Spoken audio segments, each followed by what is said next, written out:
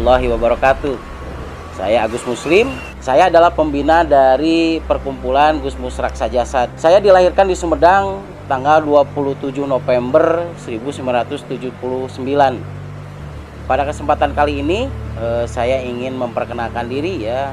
Begitulah nama saya Agus Muslim, yang menjadi sebuah ikon ya dari namanya sebuah terapi. Nama tersebut saya singkat menjadi Gusmus ya, dan kemudian ditambah Raksa Jasad, perkumpulan dari ahli-ahli terapi ya. GM terapi ini berasal dari sebuah desa ya, yaitu Desa Citengah. Desa Citengah ini sebagai kabuyutan adat Nabawadatala. Gusmus Raksa Jasad berawal dari sebuah kitab yang bernama Nabawadatala. Kitab tersebut adalah sebagai pedoman dari rurukan kabuyutan adat Nabawadatala. Di dalam kitab Nabawadatala tersebut dibahas mengenai bagaimana nata diri, nata negara. Gusmus Raksa Jasad itu adalah sebuah konsep terapi, sebuah konsep bagaimana memelihara, menjaga, dan memulihkan kesehatan ya. Nah itu dijalankan oleh terapisnya tersebut, dan alhamdulillah ya, Gusmus atau terapi Gusmus Raksa Jasad tersebut sekarang sudah diakui dan disahkan oleh Kementerian Kesehatan. Dan kita bisa lihat perkumpulan Gusmus Raksa Jasad itu menjadi rujukan ya, pemberi rekomendasi praktek yang pertama di Kementerian Kesehatan, Yankestrat ya.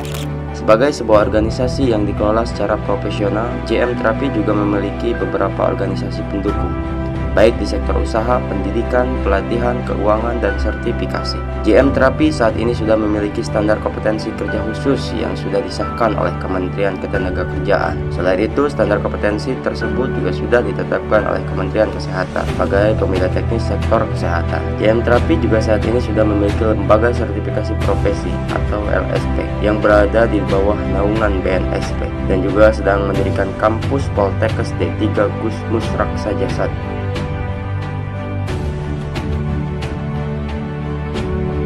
Gusmus Terapi selain memberikan pelayanan pengobatan jasa terapi kepada pengguna jasa, juga memiliki banyak produk yang mendukung dalam proses terapi, mulai dari herbal serbuk, minuman heksa, sampai ke kosmetik.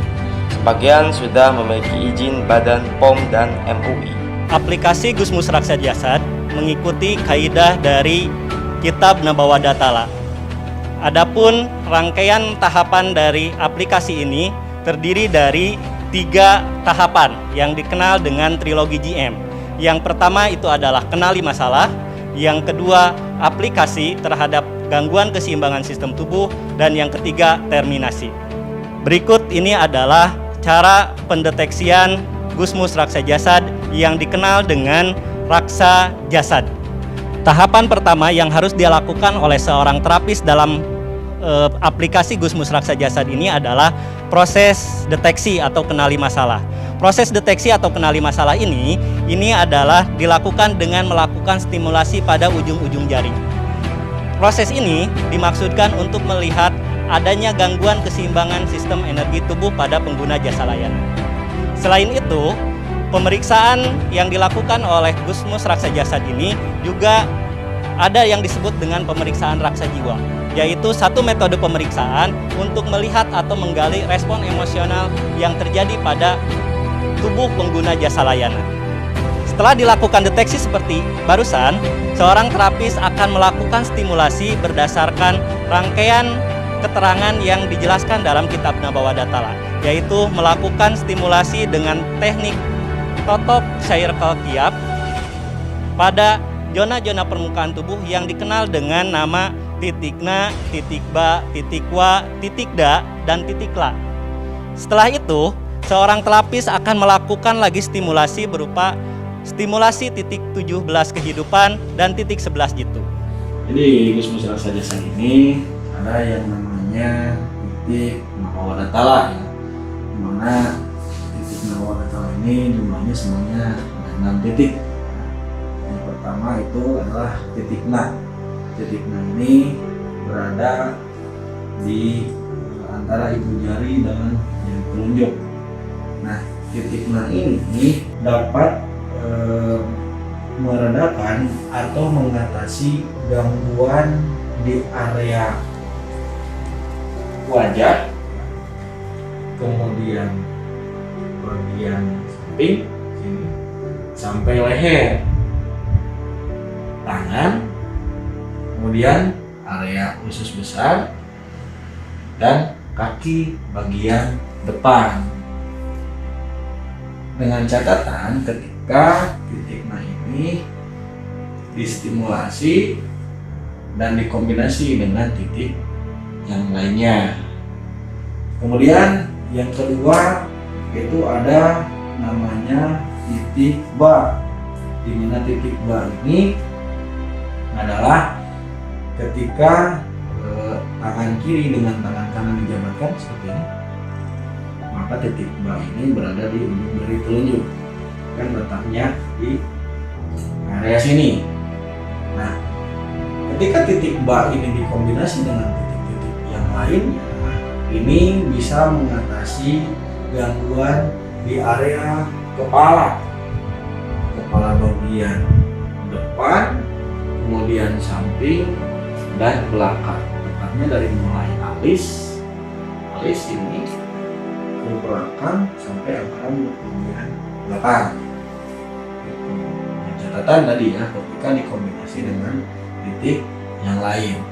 Selanjutnya ini ada yang namanya titik wa.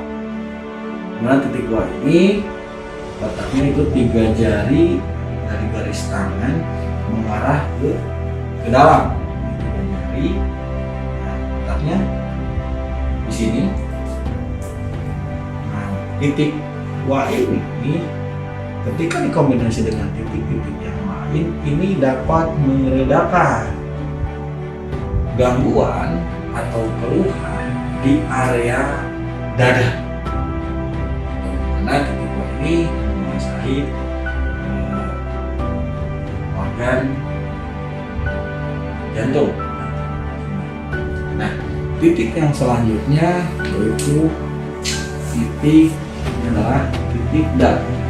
Titik da ini adalah 3 jari dari bentuk lutut ke bawah, satu cun itu bawah, tepatnya di sebelah sini. Dimana titik da ini ketika stimulasi dan dikombinasikan dengan titik-titik yang lain, ini dapat meredakan gangguan di area dari diafragma ke bawah ini sampai pusat. Ini dapat menguasai di area lambung, kemudian liver, sini. Kemudian kaki bagian samping. Oke. Selanjutnya yaitu ada yang namanya titik A. Titik A ini adalah titik yang paling sakit di area lutut bagian belakang.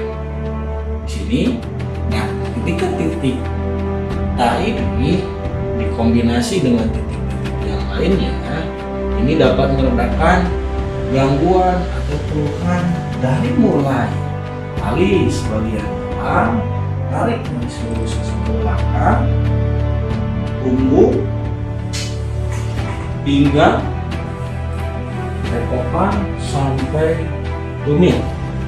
Nah, titik yang terakhir yaitu titik lah atau lara pegat atau keluhan. Dimanapun keluhannya itu terakhir disentuh. Jadi ketika titik yang 5 tadi dikombinasi, maka hasilnya apa yang menjadi keluhan itu akan terselesaikan atau terangkat. Itulah hasil inti dari yang namanya titik istimewa penyababnya. Di akhir sesi, seorang terapis akan melakukan komunikasi terarah atau komunikasi sugestif yang bermaksud untuk menguatkan emosional dari pengguna jasa layanan supaya mempunyai nilai percaya diri dan menguatkan nilai spiritualnya bahwa apapun penyakitnya pasti akan sembuh, pasti akan ada obatnya berdasarkan satu respon aplikasi dan satu kekuatan doa.